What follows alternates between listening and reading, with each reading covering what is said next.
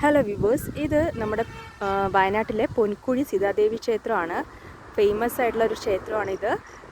സീതാദേവിയാണ് ഇവിടെ പ്രതിഷ്ഠ. ഇവിടെ കാണുന്നത് ഹനുമാൻ്റെ അമ്പലമാണ്. ഹനുമാനും സീതാദേവിയാണ് ഇവിടെ പ്രതിഷ്ഠ.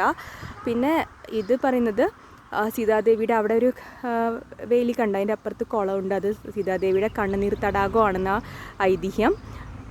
പിന്നെ ഇതാണ് ഇതിൻ്റെ ടോട്ടൽ വ്യൂ. അവിടെ പ്രതിഷ്ഠ ശ്രീരാമചന്ദ്രനാണ്. എല്ലാവരും ഈ ഒരു ക്ഷേത്രത്തിൽ വരേണ്ടത് തന്നെയാണ്. ഇവിടെ ബസ് സർവീസൊക്കെ ഉണ്ട് കേട്ടോ. ബസ് ഇവിടെ വന്ന് കൊണ്ടുവന്ന് നിർത്തും. അപ്പം ഈ ഒരു വീഡിയോ എല്ലാവർക്കും ഇഷ്ടപ്പെട്ടെന്ന് കരുതുന്നു. ഇഷ്ടപ്പെട്ട് കഴിഞ്ഞാൽ like, comment, share and subscribe. Thank you.